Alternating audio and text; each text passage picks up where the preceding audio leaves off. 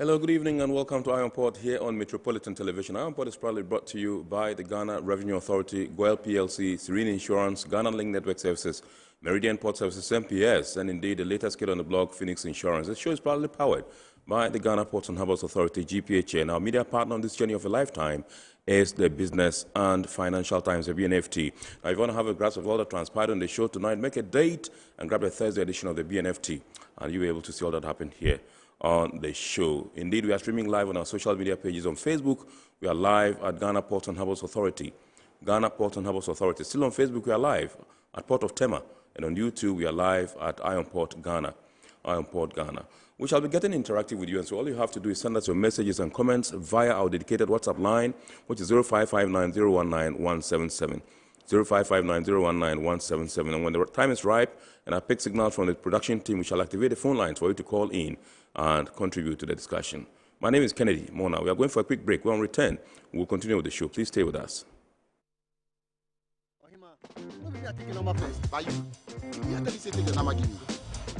Guys, now I'm tired. I'll go on a date with whoever gets here first. Princess, really? Okay, I dey come. Shut up! Mame, feel me talking about what? Boss, fill my tank with Super XP Ron 95.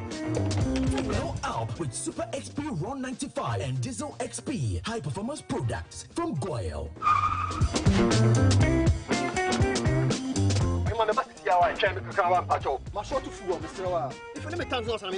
Sorry, Tony got here first, so I'm stepping with him. Oh, cut him. Hey, go for mami. Choose Super XP Ron 95 and Diesel XP for an energizing driving experience. Always go for Goyle Super XP Ron 95. Goyle, good energy. Electricity, then pay your taxes. Yeah. Our taxes, our future.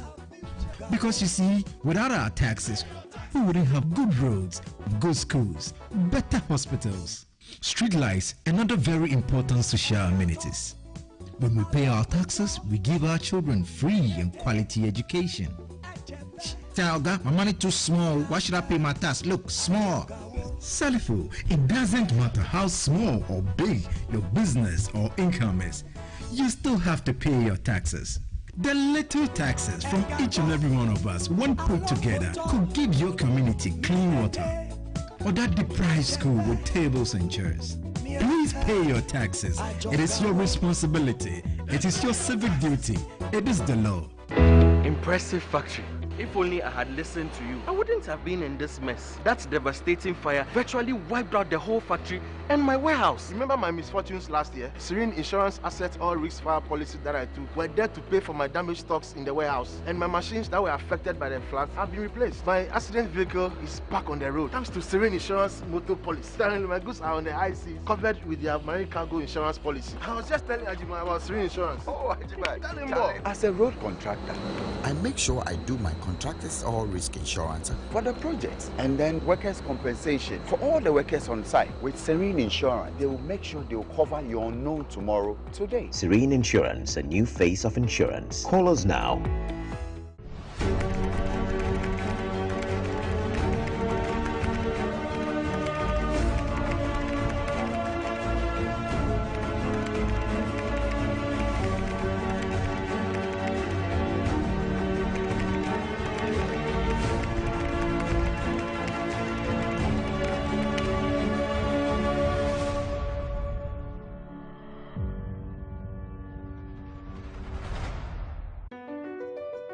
MPS Terminal 3 is Africa's new state-of-the-art container terminal at Tema Port. For manufacturers, agro-processors and traders, the new port means business can be done faster. This infrastructure boost will improve Ghana's port handling capacity, connect more trading routes, and oil the engine of growth for the economy, creating greater opportunities across all sectors as Africa's markets merge and become the largest trading bloc globally. MPS, we connect, you thrive. Business and life can be like the sea sometimes. Sometimes serene sometimes calm, sometimes turbulent, and at times it brings the unexpected. However it is like, trust Phoenix Insurance for your home, car, business, and marine insurance needs. Call 0302 246 319 or 0243 690 492. At Phoenix, you experience a delightful service delivered with wisdom. All right, you're welcome back. We're now going to take a look at some happenings in the port and shipping industry in the course of the week. And indeed, a network of professional women in the maritime and port sectors of West and Central Africa, that's an arm or women's wing, an arm of the Ports Management Association West and Central Africa, PIMOCA. They held their seminar here in Ghana. Ghana played host to them, that's Ghana Ports and Harbours Authority.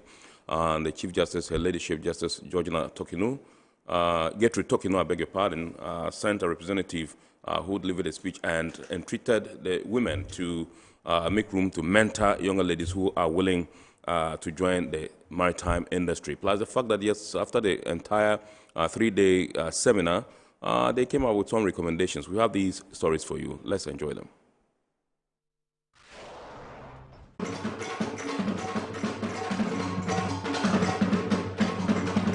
The Chief Justice of Ghana, Justice Gertrude Tokonu, has urged women in the maritime industry to provide opportunities for mentorship of younger women who have shown interest in taking up careers in the maritime and port sector. Speaking at a three-day seminar by the Network for Professional Women in the Maritime and Port Sectors of West and Central Africa in Tema, the Chief Justice, in a speech read on her behalf by the Honorable Justice Sophia Rosetta Benasco Esa, Justice of the Court of Appeal, urged women in the maritime industry to maintain, sustain, and improve the momentum to have more women participate in the industry.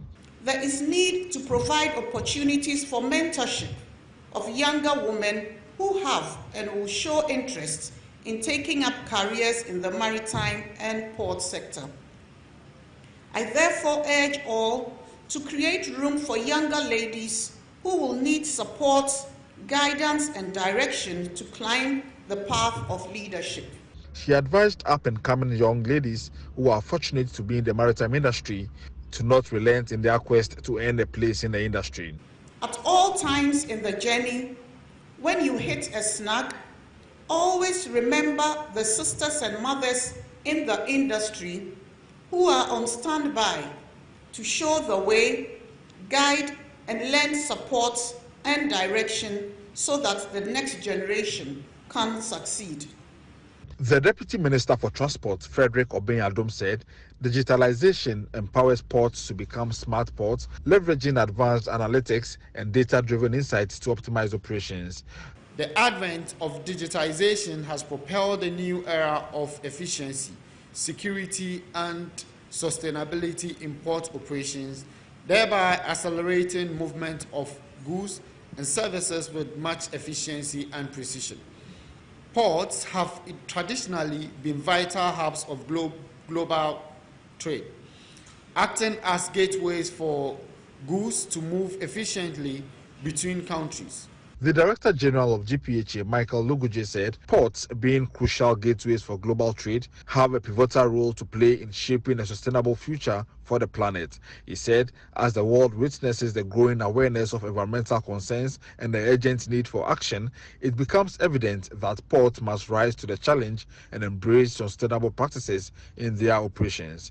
We are expected to look at alternative sources of energy instead of fossil fuels. But you know the ports are operating with machinery, using fuel. How do we transition from fossil fuels to renewable energy? Air, wind power, solar energy, and the rest. There are calls that the ports must do everything possible to move from diesel equipment to electric equipment. But even if we do that, what happens to the vehicles that come from the city into the port to load cargo? So it is a community responsibility. The ports can do our part, national governments will do their part, and we as individual citizens have to play our own role. This year's seminar, which was hosted by the Ghana Ports and Harbours Authority, was under the theme, Ports Facing Challenges of Sustainable Development, Status and Prospects. At the end of the fruitful discussions, the following recommendations were made. The seminar called on ports to take all necessary measures to decarbonize their activities by embracing new technologies. 2, we want to raise awareness among young girls about careers in marine science and technology.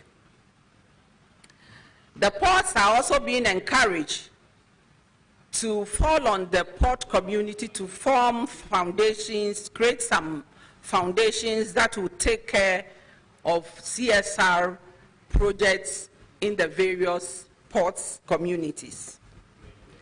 Thirdly, we want to talk more about the Pamwaka Training School or Training Center and develop training courses dedicated for women so that we follow the example of IPE in Le Havre. Then again, we want to dedicate a day to discuss the operation of local networks in our next meeting when we find time and discuss our local networks. And then finally, we want to encourage ourselves to develop the mentoring programs within our local networks. It was also highlighted by the Chief Justice during the opening ceremony of our seminar. All right, so those were some happenings in the port and shipping industry in the course of the week. It's now time for us to take the word or phrase of the day. And remember, the word or phrase of the day has been fashioned to bring you up to speed with the terminologies and jargons we use in the shipping industry. Today's word is turnaround time. Turnaround time.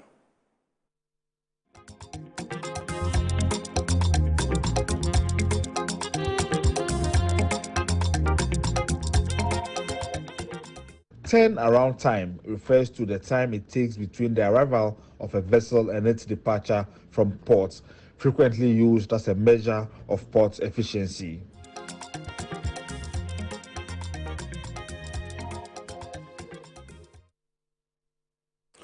All right, so welcome back. We are now zooming into our discussion proper tonight, and tonight we are taking a look at how we can tackle fraudulent car purchasing schemes at the ports. And I am sure you would have come across maybe some people trying to convince you, trying to lure you into purchasing a vehicle at the port. They give you a very juicy offer, some plush car, some luxury car, they mention the price, and you think that this is too good to be true, but which is, actually a fraudulent scheme. It's a scheme that they run. They use pictures of organizations like the Ghana Ports and Harbours Authority, Customs Division, GRA, and other prominent organizations, and use those images on social media to lure people and fleece them of their hard-earned cash. And so we deemed it necessary to assemble a team tonight to take a look at this particular, phenomenon that's gradually creeping into our industry and what we can do to stem the tide. And so tonight it gives me pleasure to introduce to us Colonel Benjamin Buama, who is the Port Security Manager, Port of Tema. Good evening, Colonel, and welcome. Yes, we're glad to have you, sir. We have Mr. Francis Van der Poy, a Senior Revenue Officer in charge of the KIA, Kotoka International Airport Car Park, National Vehicle Task Force. He's with the Customs Division, GRA. Welcome, sir, Mr. Buama.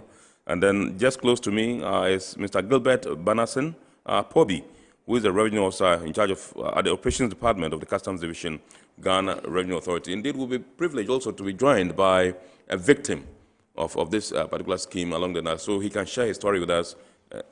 We understand he's already online. I understand his name is Mr. Emmanuel Ango. Yes, Mr. Ango, good evening, if you can hear me. Good evening, sir. Absolutely, great. Good to have you. Good to have you tonight. So we can have a very beautiful discussion. Let me come to you, first of all, and find out whether it's come to your notice. Have you heard about such schemes in our ports, Mr. Buama? Oh, Mr. Van der Poy, yes. Can I forgive me? No. So, yes. Good evening to viewers. Yeah. Yes, Customs has had several reports from victims of prospective buyers. Very many of them.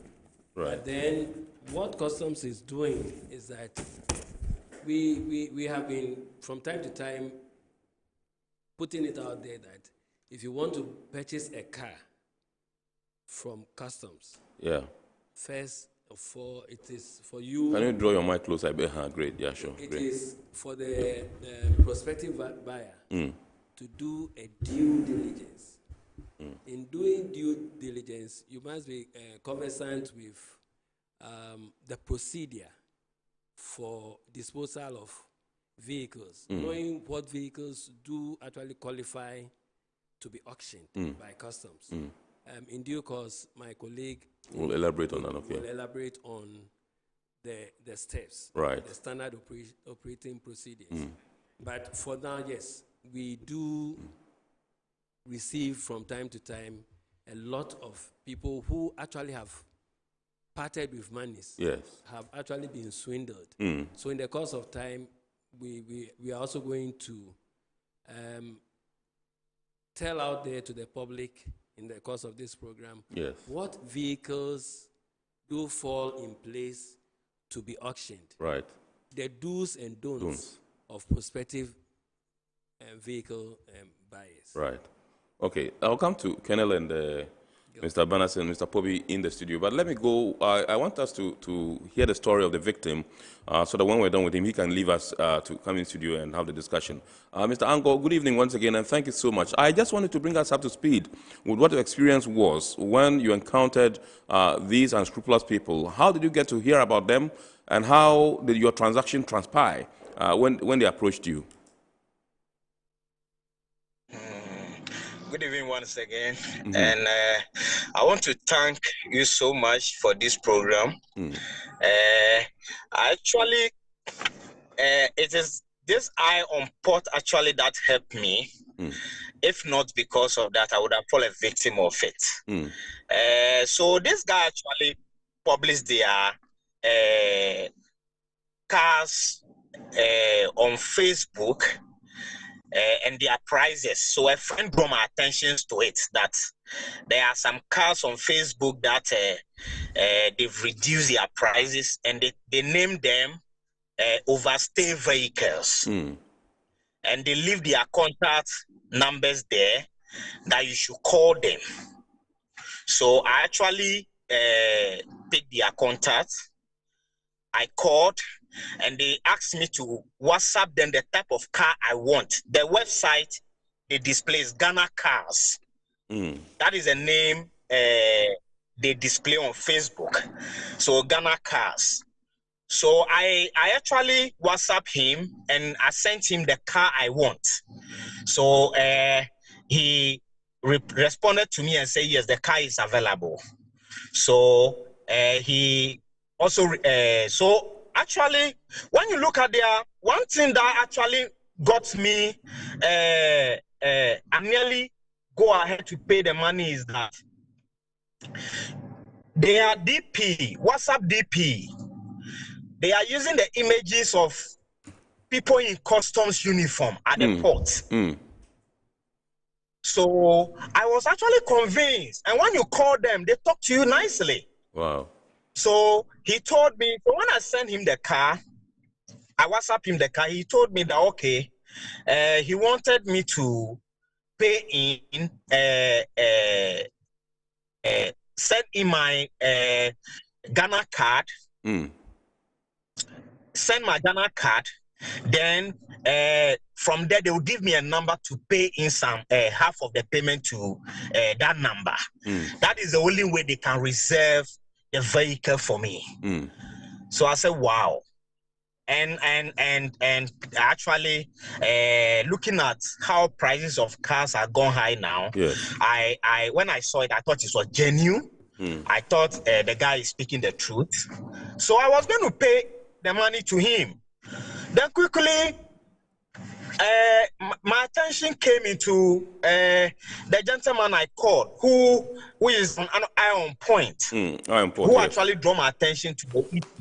Yes.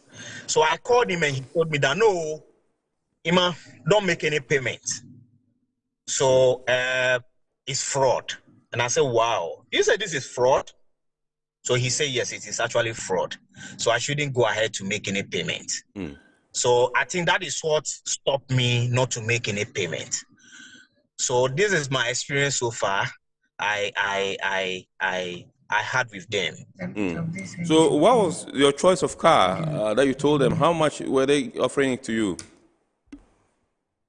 They have a lot of cars there. You have a CRV cars that is going about 50,000 Ghana cedis. You have these C-class Benz cars that are going for 43,000 Ghana cedis. Some are even in 30,000. So when the thing happened, I took my time to go to the site to view all the cars they listed there with their prices. And some are even cheaper than what I even saw. So that actually confirmed to me that, oh, okay, so this is actually fraud.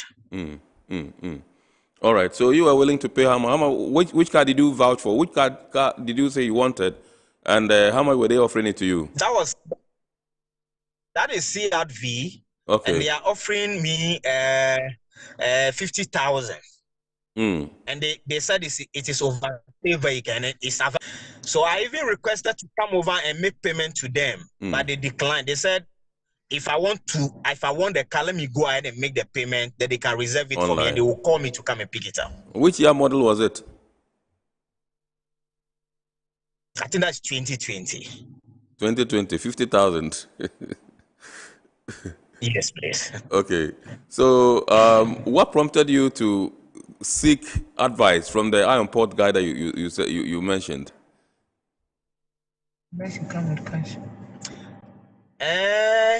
I used to watch the iron port program.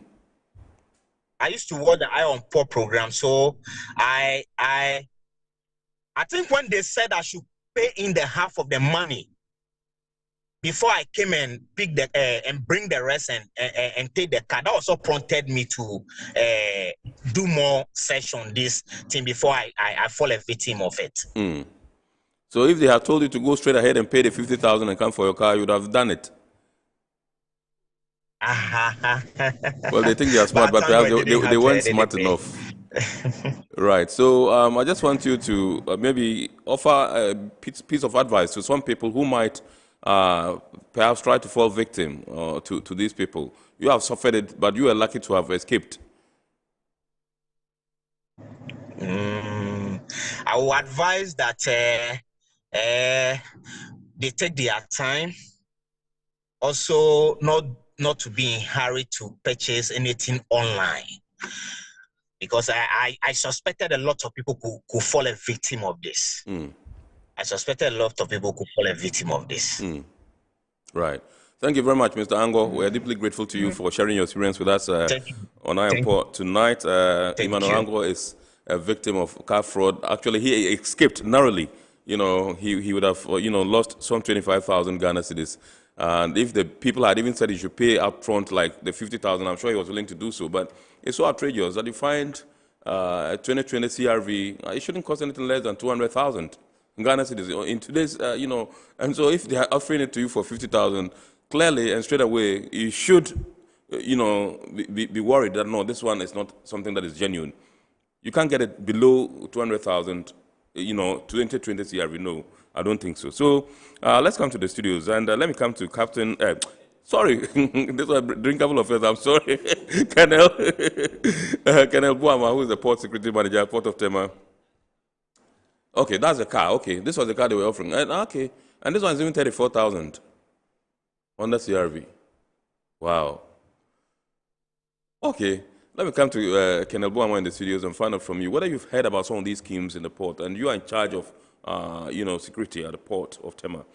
When you happen to hear some of these things, initially, what do you do? For having us, and yes, sir. Good evening to your viewers. Good evening, sir. It's true, we've got a lot of reports about these fraudulent activities, and unfortunately, like my colleague said, by the time they report to us, they have already parted with money, and then it's increasing by the day. So it means that people are actually falling victim to that.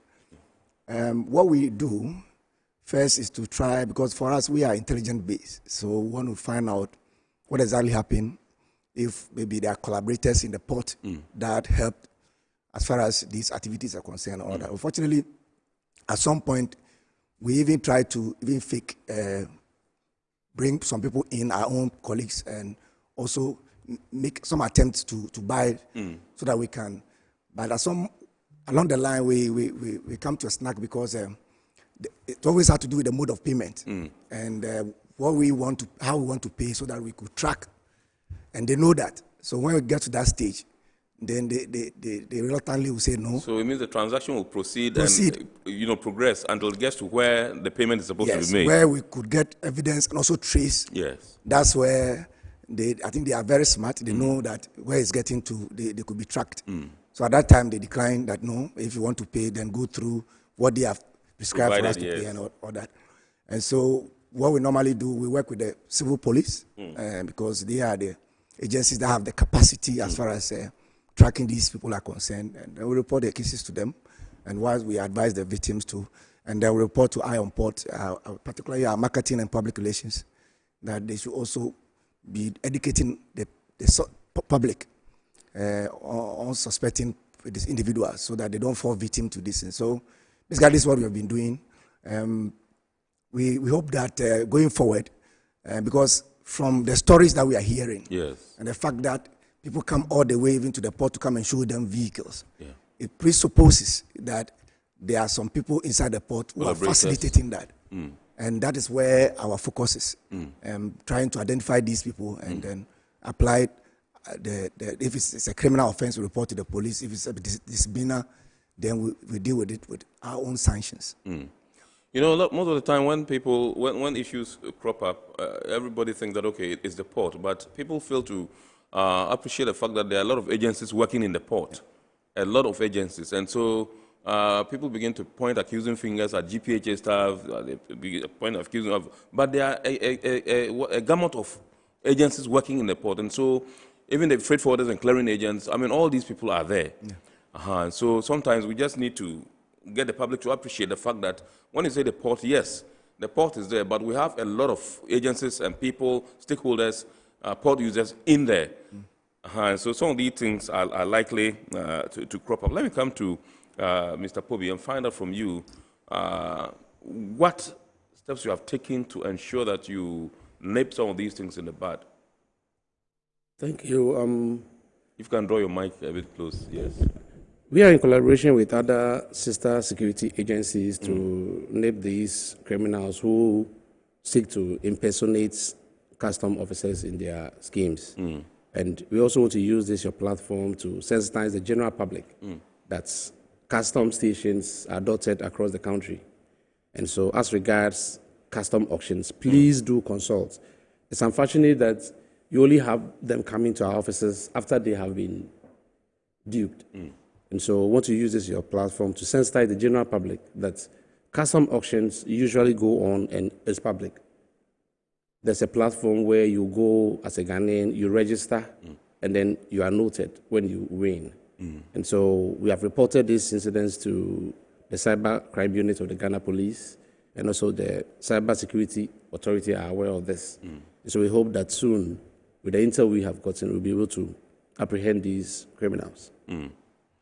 So you just mentioned that you've had occasion where people fall victim, they get duped before they come to report to you.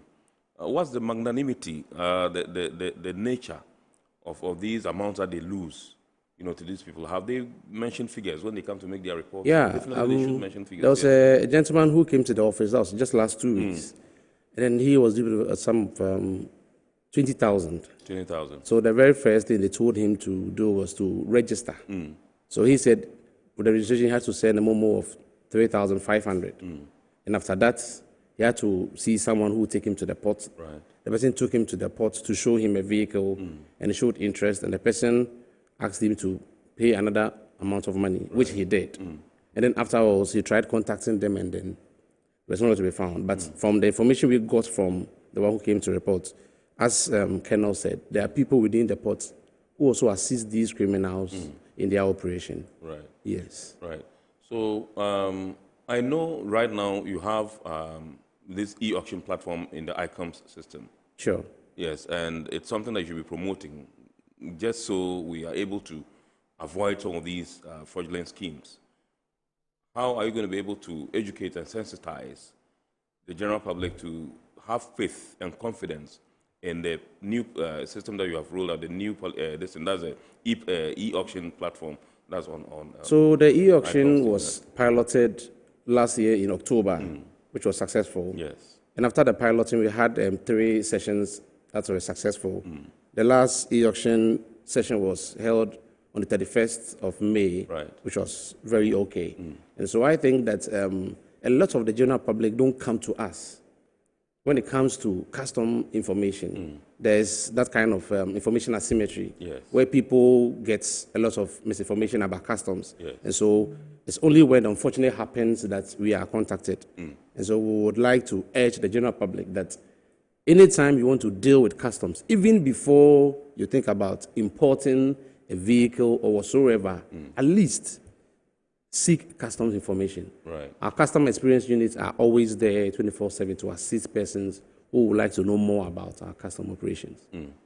Well, I think that the time has come for maybe customs to, or GRA will know that now you don't do manual auctions. You don't do auctions, Sure. in the open space. It's strictly perhaps online. And so if anybody, it's quite unfortunate that these fraudsters, is quite unfortunate that some of these fraudsters would tell you to pay online. And so they also have that small bit, of online transactions or e-transactions in there. But I think that, like you rightly said, they should contact customs and then be able to deal with them and ascertain the genuineness of what they are going into before they are able to. So once they understand that, yes, it's strictly online and that nobody should be in the port or any area within the port vicinity and be selling cars, that one should be a no-no.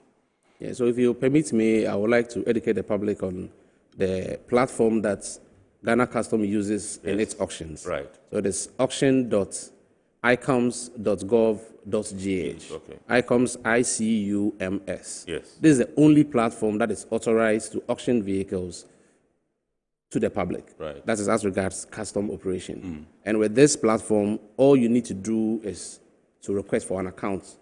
And you have to register with your Ghana card. Right. So you input your Ghana card detail, you search, and automatically the system will populate your name, your address, your GPS address, and then would ask you your preferred means of communication, be it text or yes.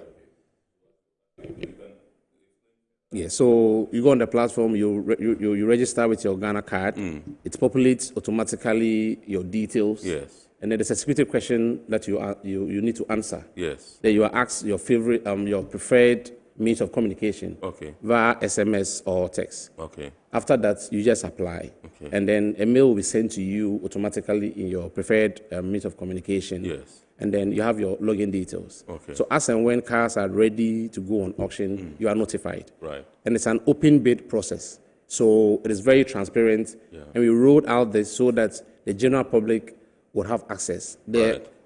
As well, the public auction, we hold it at various custom stations. Yes. But with this, it is nationwide. Wherever you are, once you are registered, you can go on and bid. And when you win, you don't need to make any payment to anybody. Automatically, the system will send you your tax bill. Right. So you go to the station where the car is located, you inspect it, and then with your tax bill, you make payments, and then the clearance process also start from there. Okay. All right. Let me come to Mr. Van der Poy and find out from you. I know there are customs officers stationed at the various terminals, the car parks. And I just want to, can you walk us through what the process is when a vehicle comes to the car park? Let's say the oversteered vehicle. Is it possible for people to be able to move some of these cars without, the express permission of officers stationed there to take charge of these cars? So my answer to this is no.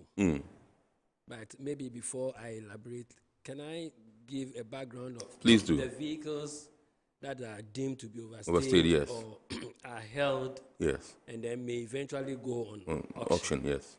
So these are vehicles that have contravened one law or the other as far as the Customs Act is concerned, yeah.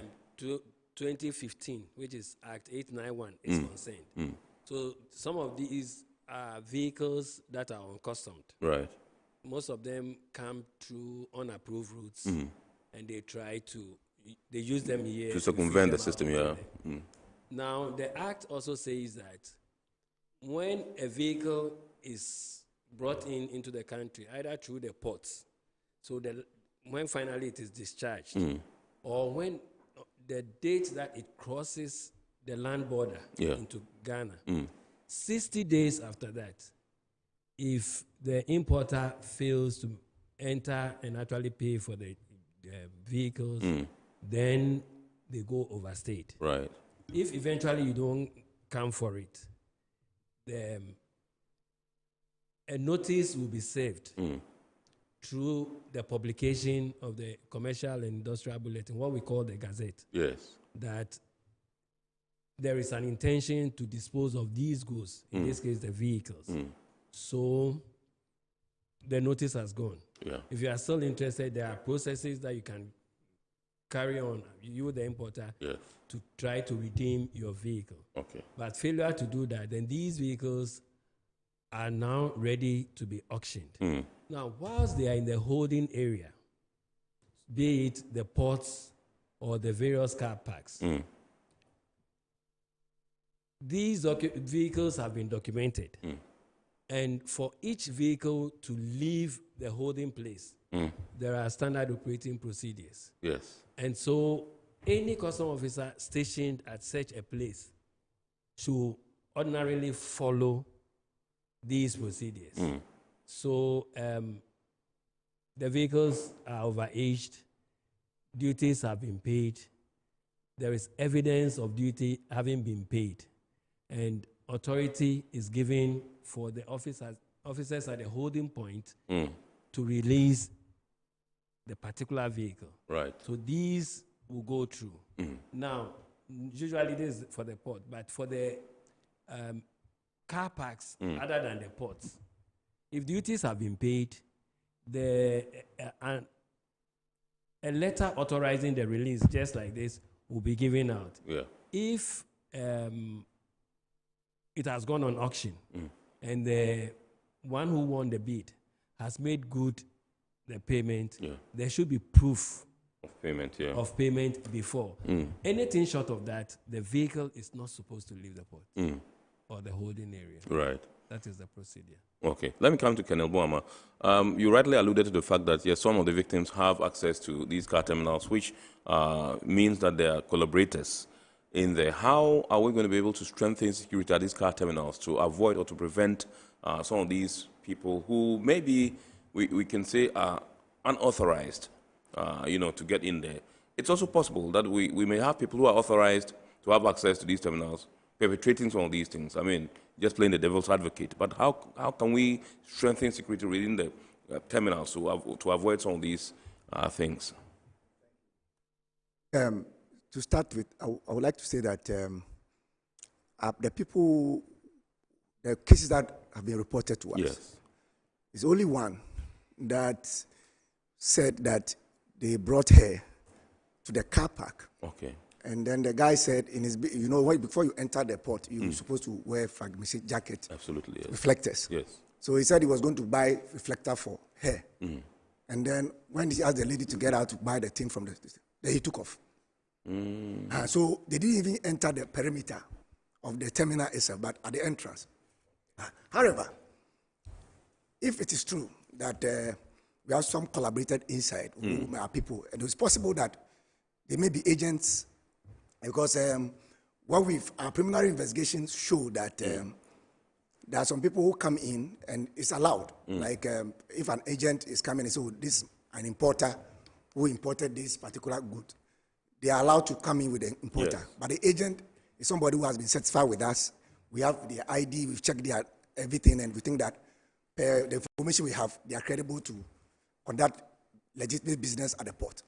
Unfortunately, if he goes to the security guard at the gate and so this is an importer, there's no facility for us to check that aspect of the story that he's giving us. Yeah. And so probably that's where the loophole is. Right. And we need to tackle that. However, we want to also educate the general public. That if it's possible, as they are dealing with you, if you can get a picture or so, because everybody that is operating in a port we have their data.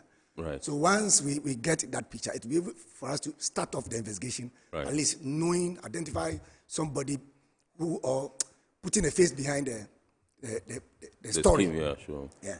The other issue is that we think that we also need to, so as we speak, we have almost about 350 something cameras at the port. Yeah, sure. But we think that there are some strategic locations that we still need to reinforce. Because when we did some vulnerability studies, we saw that there are places that we need to reinforce as far as these cameras are concerned. And that will aid us a lot, because when he comes to tell us, oh, we stood at this place, we could zoom in to date and time, to be able to know when the person was there, and if we identified the fellow there, that would be a start-off point for us. And so that is something that the authority, I'm talking about management, is taking it up, making sure that we add more cameras. And that when that project is completed, we think that, and additionally to, we are also reinforcing our personnel. Yes. Our numbers have gone down a bit, but we are reinforcing them. We are doing some recruitment.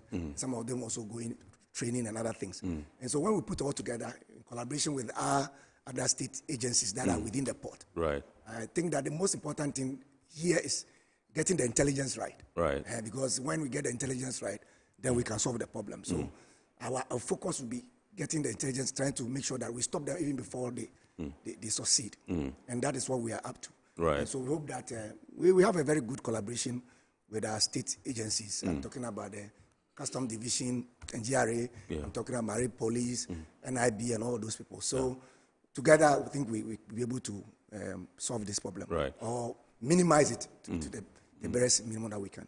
That was going to be my next question, the nature of security in the port of Tema. But I just mentioned the fact that we have a heavy penetration of cameras there. Intention is to add more. You also indicated the fact that, yes, plans are afoot to recruit more personnel because the numbers have gone down a bit and all that. Can you just, in sum, tell us what you would say our security situation is in the port? Top-notch? It's top-notch. I think the studies are clear.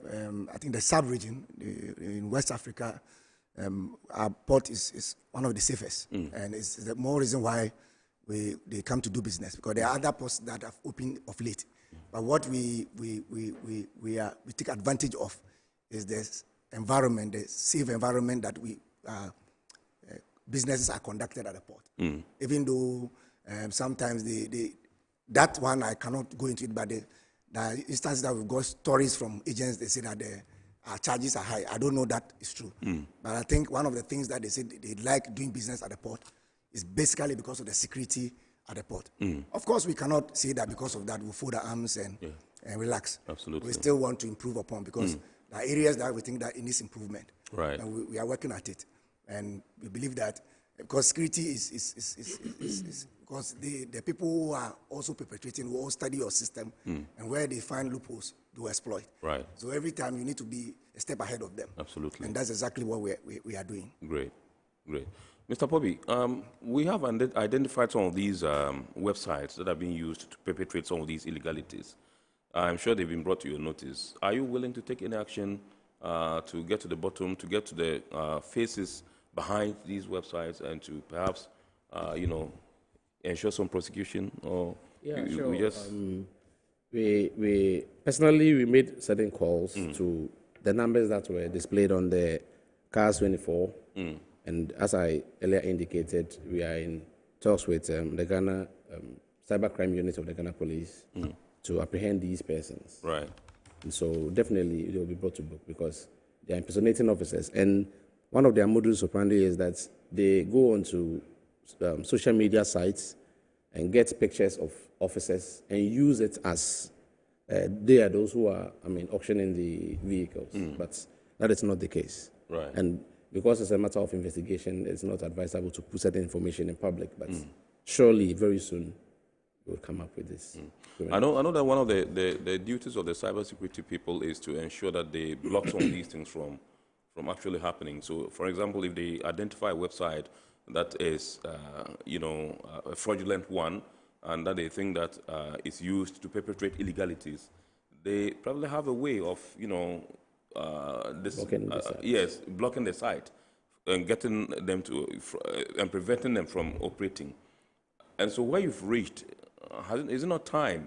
Because as we speak now, there probably are some bad people out there who are at it, trying to, circumvent the system and beat people, like fleece them of their money. So isn't it possible for you to talk with the cybersecurity people for them to block some of these websites that you have identified as fraudulent websites? Because rather than waiting for people to get fleeced of their cash or to fall victim before you step in. You see, the blocking is not done by Ghana Customs. It is their work. Yes. And because we are also in collaboration with the police, I think that they are best at what they do. Right. So I think they can speak to reasons why they are still not blocked. But they are well informed. Yes, they are well informed.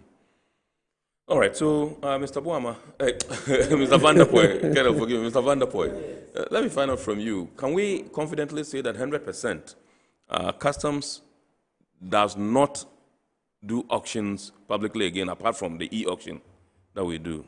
100% public auction? Yes, I would say so. Because like Mr. Pobi rightly said, we've done, is it the fourth? Which have all been successful, transparent, and it looks good for participants. Right. And there is some ease. And so, yes, that is what it is for now. I know you conduct some of these auctions at your regional commands as well. Have they gone E? Because I know you mentioned the fact that the pilot for the e-auction was done in October last year. Yes, and have you covered the entire country, or there are still some places where you do the auctions publicly? So the next e-auction is slated for July 31st, and we are bringing on Chakrade and KIA collections onto the platform. Yes. So we started with Tema. We are now expanding to Chakrade and KIA. So the next e-auction will be held on the 31st of July. That's on Monday. Right. 31st of July? Yes, this month. is coming Monday. Yeah. Wow, okay. 31st of July. Okay. Tomorrow is Monday, so the following, the other one, yeah, sure. Exactly. Okay, yes. All right. Okay, so let me come if you permit me, I wanted to add to what my senior man said. Yes. As regards vehicles that are on customs and overstayed. Yes. So by Act 891, Section 59, it is just very clear on what an overstayed vehicle is. So a vehicle is said to be overstayed if after 60 days after the discharge of the vehicle in our ports, the vehicle is not entered and cleared. That vehicle is deemed to overstay. Right. And so with our customs system, it is so easy and user-friendly. You don't need to wait until the vehicle docks in our ports before you enter it for clearance. And if for any reasons you have certain challenges, you can write to the commissioner for want of time. But it's unfortunate that some of these vehicles stay in the ports, some over a year. We don't know those who bring these vehicles. And so when the time is due, we send them by notice in the public gazette. So after this gazette, it's 14 days after the gazette before we can go ahead and auction them. So every means available to customs is used and employed in helping people to know about the time when their goods that have overstayed. Yes. That is 60 days after the vessel berth. But we want to send this notice to the general public that the information is clear. You don't need to wait for your goods to dock at the port before you come to customs. Once you have your bill of lading, your invoice, your packing list, contact a certified custom agent to put in a declaration for you. You can even go ahead and make payments. So once the vessel berth, within 7 days, you can clear your goods out of the port without any challenge. Okay. All right. Let me come to Colonel Boama and find out from you what the nature of your collaboration with other stakeholders is in your quest to stem this tide, to fight this particular menace of fraudulent car purchasing schemes in our ports. Like I indicated to you, we have a very good collaboration with the Marine Police Port. Yes. And Custom Division and GRA. Yes. And so for us, when the issues are reported to us, first we try to do some preliminary investigations to to establish whether the story is even true. Right. There's any prima facie grounds of that. And once it's established that indeed the person has been duped, I want to find out how it was, yes, and what needs to be done. And unfortunately, sometimes the information they give us very scanty, and so you can't do anything with that information, because you only have a phone number, and the phone number sometimes you call and it's not even going to go. As soon as they take the money, they block. Yes. So they don't even give you any description. No, Ghanaians are very bad at describing people. Yes. So sometimes they don't even give description. Right. That you can even put some pictorial design and follow it up. Yes. So that becomes very difficult for us. But however, where they report to us, because the police also operate with us at the port, we quickly report to them based on what we have gathered. Right. And then we do a follow-up. And we ask the victim to go to the police, because at that stage, it's a criminal matter. And therefore, they have the capacity to deal with that. Right. So what we are doing at this stage is advocacy, making sure that we bring this into the limelight. And part of the people to do that is our public relations department, which we have made strong recommendations to them that this thing needs to be publicized, because they are denting the image of the port. It's a business decision center, and if people come and they are duped, and the story goes out there, it's not good for our image. Absolutely. So for us, we have a stake interest in that, to ensure that these things is nib in the bag. Right. And to do too good to be true. Yes. For the prices that they are giving and things like that. Yeah. And so what we advise that as early as possible, they can check on us. Yeah. And then get to the tail end of the program, we'll put our numbers out there. I remember an officer called me. Yes. And cases like that. As soon as I saw it, I asked them to investigate, and we came out that it was fraud. So I called him, and then he stopped. Yes. So things like that can be done. But like we all agree to, they wait until they are duped. Yes. Before they come and do this, like putting the cart before the horse. Right. And I think that's what our public should know. Absolutely. So that immediately when they see something like that, they should call, and then we'll give them the appropriate information for them to act upon. Absolutely. There's this story about a victim who reported to one of the agencies for something to be done and was told to pay some money so that they could track the victim. And the fellow ended up losing the money he paid for the tracking victim too. So kind of a complex web, that kind of thing. Quite unfortunate. Yes. But as you are aware, fighting crime is a collective effort. Absolutely. So indulge the general public, those who have been due by these persons, to give us information. Yes, to just give us information, because we need them to accost these persons. Yes. We can't fight it alone. You know, sometimes some of the victims are also afraid to come out because they are so ashamed to come out, because you think that there are people call them greedy people, because you know that this thing that you're going in for is too good to be true, yet you decide to go in for it. And so I don't know, when you are duped, the fellow feels like, oh, if I go, I mean, there will be some backlash on me and all that. Yes. But I also want to say this. As Kendall and my colleague said, all the stakeholders involved, customs, GAPOA, NIB, Ghana Police, and we are collaborating and closing in on these perpetrators.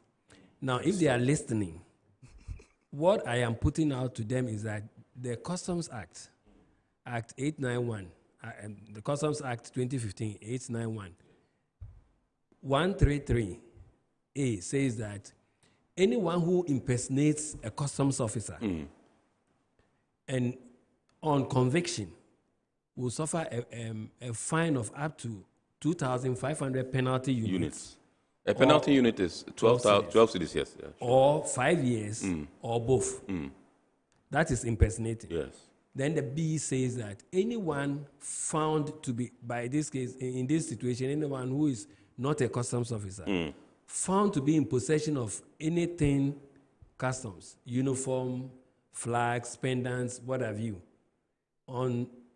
commits an offense, and on summary conviction may be fined up to 250 250 penalty units, or 2 years, or both. Yes.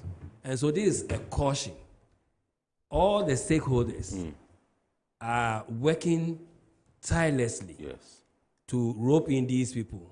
If you find yourself on the wrong side of the law, these are the possible penalties you may suffer. Right. Great.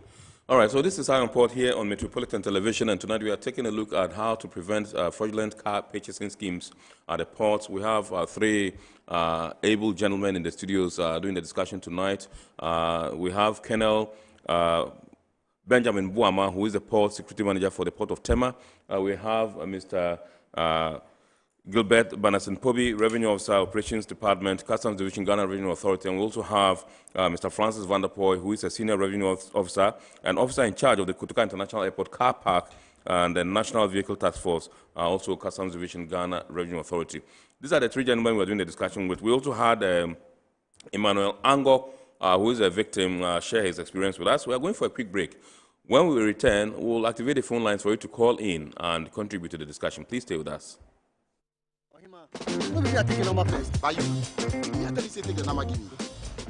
Guys, now I'm tired. I'll go on a date with whoever gets here first. Princess, really? Okay, I dey come. Shut up! Mame, Philip, Boss, fill my tank with Super XP Ron 95. Well up with Super XP Ron 95 and Diesel XP high performance products from Goyle.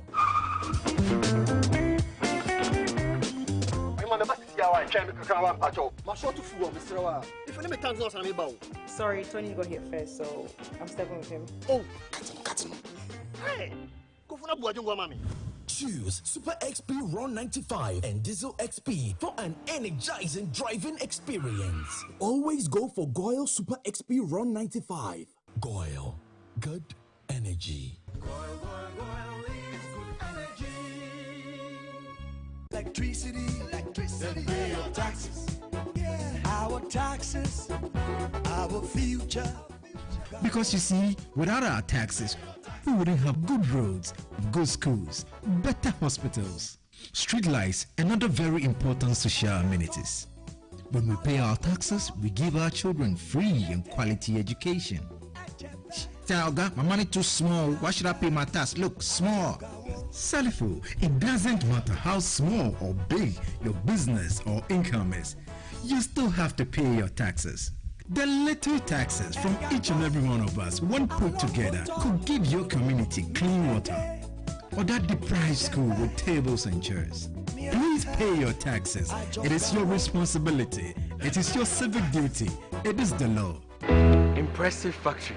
If only I had listened to you, I wouldn't have been in this mess. That devastating fire virtually wiped out the whole factory and my warehouse. Remember my misfortunes last year? Serene Insurance Asset All Risk Fire policy that I took were there to pay for my damaged stocks in the warehouse, and my machines that were affected by the floods have been replaced. My accident vehicle is back on the road thanks to Serene Insurance motor policy. Suddenly my goods are on the high seas, covered with their marine cargo insurance policy. I was just telling Ajima about Serene Insurance. Oh, Ajima, tell him more. As a road contractor, I make sure I do my contractors all risk insurance for the projects, and then workers' compensation for all the workers on site. With Serene Insurance, they will make sure they will cover your unknown tomorrow today. Serene Insurance, a new face of insurance. Call us now.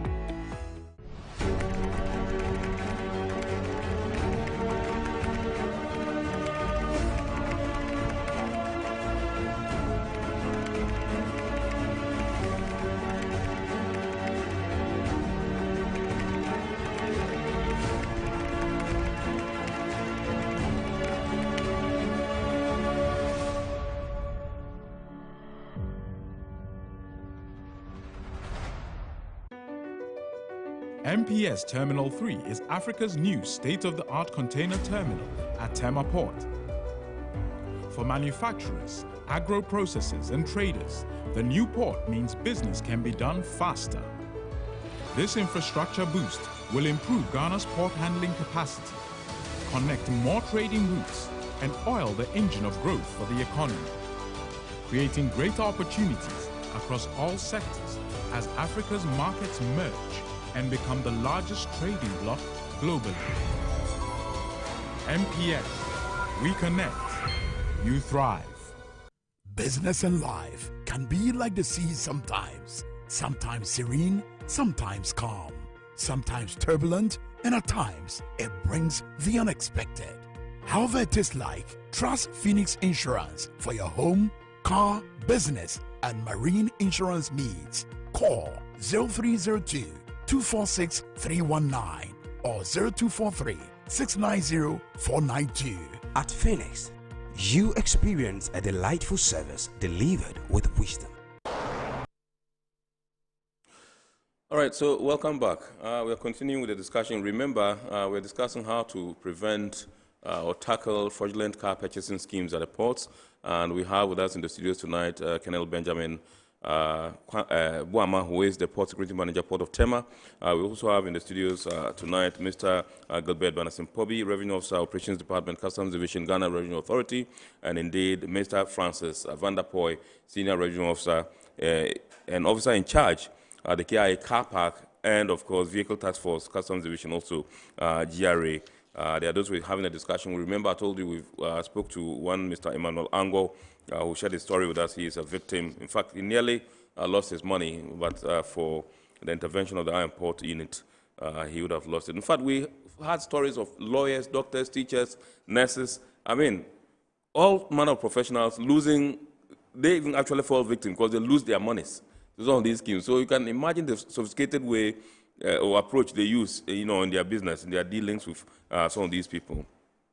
Well, the production team has given me the green light to activate the phone lines for you to call in, and the number to dial is 020-552-8353. It's right on your screen, 020-552-8353. You can call in and contribute to the discussion. Now, let me come to Mr. Pobi and ask you why the Ghana Revenue Authority, or GRA, or customs, so to speak, auctions goods.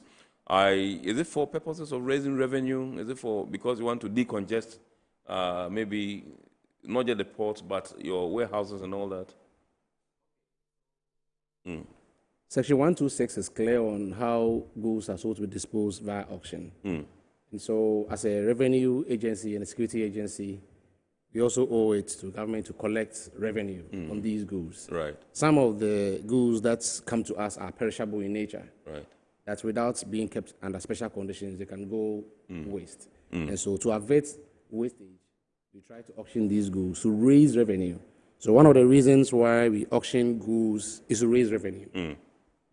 Another reason is that the port is not a storage space. Yes. So the act is clear. Yes. And we have made available systems to cater for everybody who wants to do business with us. Okay, who has to do business with us? Please hold your fire. Let's go online and welcome Abba Roxin, who's calling us from Tema onto the show. Good evening.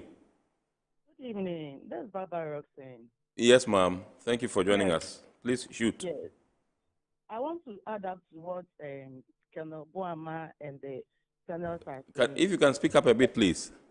Okay, so I want to add up to what I want to also add up to the discussion. Yes, please. I want the general public to also take note whenever they hear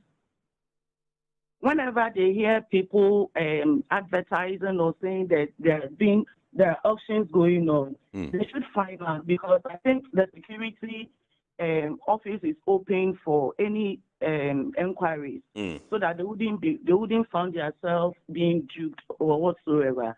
So they should always try to inquire before they take any move. That's what I want to add up. Thank you very much, Baba. We are deeply grateful to you for your call. Remember, you can also call. The number to dial is 020-552-8353. Yes, Mr. Pobi. Yeah, so one of the reasons why because these goods have our revenues locked up, and we cannot allow those goods to sit in the ports when we have targets to meet. Right. So one of the reasons is for revenue. And another reason is that the port is not a storage place. Right. If for a reason you cannot clear your goods, we have made available warehousing regime where you can clear the goods, keep it in a warehouse until a time where you find it favorable. You pay the duty as and when you ex-warehouse. So because of that availability, we don't expect people to keep their goods in our ports. Right. Warehouse it if you are not ready, or you don't have the funds available to clear, or you've not found markets for your goods. Warehouse it. So one of the reasons also is to decongest the ports. Yes. And also to serve as a deterrent to people that please don't come dump your goods. Because some of these goods are dangerous. You don't know their contents. So as a matter of security, we need to deal with these goods by disposing them of. Right. So for revenue reasons, to decongest the ports, and to serve as a deterrent. Absolutely. Great. Let's welcome Thomas, who is calling us all the way from Winnipeg. Good evening, sir. Good evening. Yes. Good to have you. Please shoot. Okay. I want to add up to what the colonel and then the senior officers are talking about. Yes, sir. You see, the public are supposed to be sensitized much on this kind of goods that are being auctioned, right? Because most of them follow what is being posted on social media, Twitter, and then especially Facebook. So if the customs and then the GAPOA people put in much effort so that the public will know the kind and then the time, as in when and how the goods are being auctioned. Because you earlier stated that the goods will be auctioned on the 31st of July. So the public has to be educated much. So I think when this is being done, it will curtail the rate at which people are being defrauded and other stuff. Thank you very much. Thank you very much, Thomas from Winnipeg. We're deeply grateful to you for your call. You can also call. Now, if you are somebody that has fallen victim to these activities, please don't be shy to share your experience with us. You can also call and share your story with us so that it will serve as, some kind of guide for people who may want to, fall victim, or who may be, fall victim to some of these fraudulent activities. The number to dial is right there on your screen. Yes. You mentioned the fact that yes, customs embarks on these auctions for revenue, for decongesting the port, and also to serve as deterrent. That's three key things. Yes. Awesome. Wonderful. So let me come to Colonel. Whilst we are waiting for the next caller, what advice you would give to people who undertake some of these activities? You're on their heels. Most of the time, they think that they are a step ahead of you, but you are planning to come and overtake them and then nip them in the bud. But before you come in, let's go to Tema and welcome Edwin, whom I'm told is on the line. Good evening, sir. Yeah, good evening, sir. Yes, sir. My name is Edwin. Yes. Yes, I am a clearing agent. You are a clearing agent. Okay, great. Yes, please. I want to ask Mr. Pobi a question. Actually, my car has overstayed at the port. Okay, so the cars are two. When we applied for restoration, we were told that the car has been auctioned, so they cannot give it to us. So we pleaded, and they've given us one. Over 2 months or 3 months, the vehicle that has been auctioned is still at the port. So are we still entitled for it, or it's going to a new person? You had a vehicle a vehicle at the port which had overstayed. Is that what you're saying? Yes. And when you went for it, they said it had been auctioned. Yes. Was it one vehicle or how many vehicles? Just one? It was two, and they restored one to me. And they restored one? Yes. And still, you haven't been able to clear that one from the port? No, for that one, I've taken it. But the other one is still there. But I was told by custom that it has been auctioned. It's been auctioned? But the car is still sitting at the port now. Okay.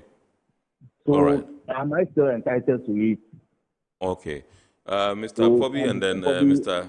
Vanderpoel may try to proffer some, yes. Vehicles where they all applied for restoration. That he got one and one was. Okay. All right. So if you can, Edwin, if you can, if you're still on the line, or if you can call back and let us know, that's the information Mr. Pobi is looking for. Need to clarify whether you applied for the restoration of the two cars or it was just one that you applied for. Okay. So, Mr. Mona, the auction process goes through this process. For instance, cars that are profiled. Okay. Some of them we know the owners. Yes. Contact them. Yes. Others we don't. So once we publish them in the commercial and industrial bulletin, we expect that people who own these vehicles will come forward and clear these vehicles. Okay. So I'm tempted to think that the one that was made available to him hadn't gone through gazetting. Yes. Because we can only dispose of goods via auction when we have gazetted them. Yeah, sure. And after the commercial industrial bulletin is out, it takes 14 days after the gazette. So once we have notified you in the public gazette, you have that ample period to come to us. However, there are instances where, at the discretion of the Commissioner General, people are allowed to clear their goods after the gazette. So I would endorse this person to apply to the Commissioner General for restoration.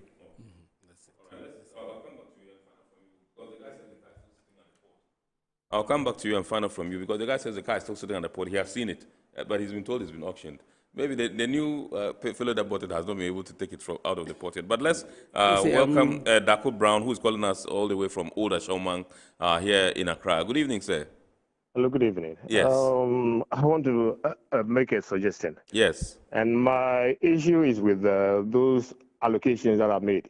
There are times that we have one or two people, when they are allocated vehicles, they delay in making payment within the 14 days. So it can happen that as they go around looking for money to make payment, then we can have one or two people who come in that they are interested.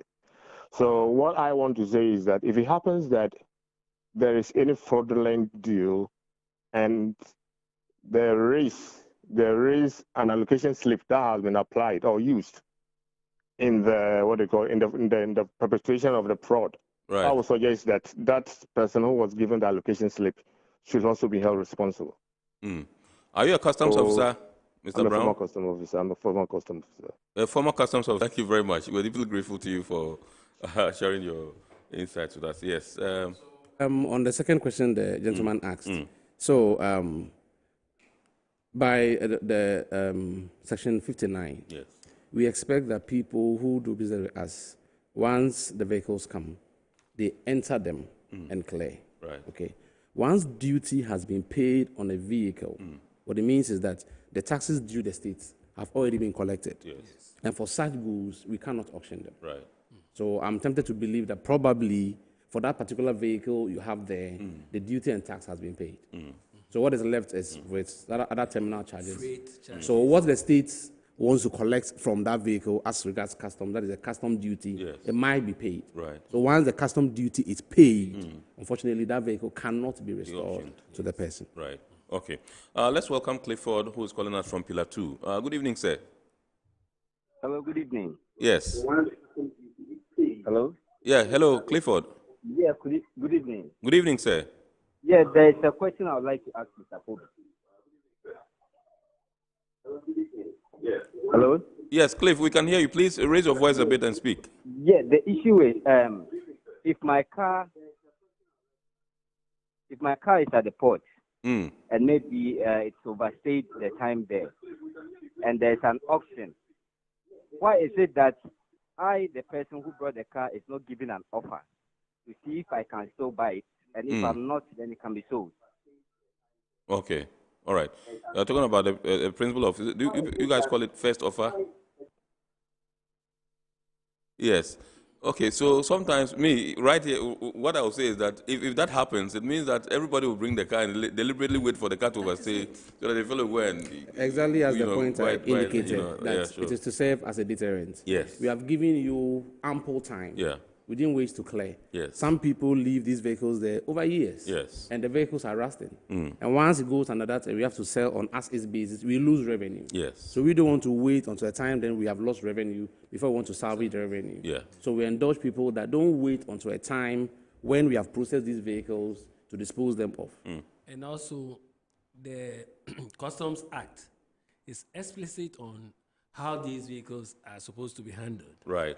So, like you rightly said, some people may want to bring their car, pretend they cannot offer, having duty, it at the back of their minds that auction cars go for less what ordinarily they have to pay. Absolutely. And so, fine, if you are still interested in your car, yes, why wait for auction? Yes. When even after it has been gazetted, you still have some 14 days to make good. Absolutely, the payment, yeah. We don't want any short change, whether to government or to the importers. Yes.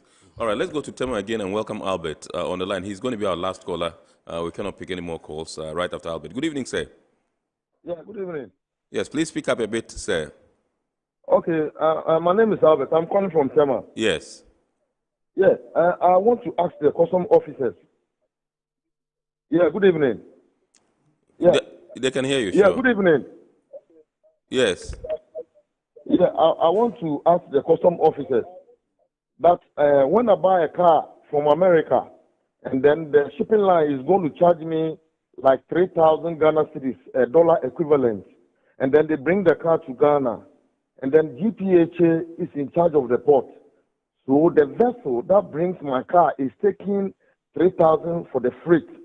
And then the GPHA is just managing the sea. The ship comes to berth, and then they discharge my car. So why do I pay duty more than the ship that brought my car? I just don't understand, because it is the sea. The ship will come and berth, and then they will just take the car out. So why do I pay this huge amount of taxes on the car? I just don't get it. Because GPHA, they don't produce, they don't do anything. It is just the sea. And then you bring a car, you buy the car like $4,000 equivalent, and then the ship will bring it as well. And then you come here and then you'll be asked to pay 80,000, 70,000. I just don't get it. If they can explain it to me, sir. Okay, Thank so you. first of all, GPHA, we do handling, and so if you say GPHA doesn't do anything, in the first place, you are wrong, outrightly. You are wrong. GPHA does handling and other, stevedores and all that. So, but, yes. The name is Isaac, right? No, he's Albert. Albert. Yes. Okay, so Albert, please, back to the Customs Act, Act 891, 2015. In the section 60, the method for calculation of used vehicles is spelled out, or vehicles is spelled out. It is not as if customs just out of the blue gives any figures. If time will allow me, I'll quickly... Just quickly, yes. Quick. So, time is running out on us. so 61 says, despite the provision of any other enactment, the section applies in determining for customs purposes the value of a used motor vehicle imported under the Act. So where the age of a used vehicle is less than 6 months, the value is deemed to be 100%. Where it is a little over it is 6 months, over 6 months to 1.5 years, 85% of the initial value by the manufacturer will be used. On and on and on till when it gets to 5 years, where 50% depreciation takes place. And then the method is there. When you entered for payment or assessment, the rate of exchange and everything is there. So the method of calculating duties on vehicles is not random. It's not at the discretion of any custom officer, not even the commissioner or the commissioner general, but the method is clearly spelled out. So please, if you will need more education, customs doors are always open. Please contact us. You or any other importer, prospective importer, can equally contact customs where you have a vehicle in question you want to import. Our doors are open. Come with the details. Say Toyota Corolla S, saloon car.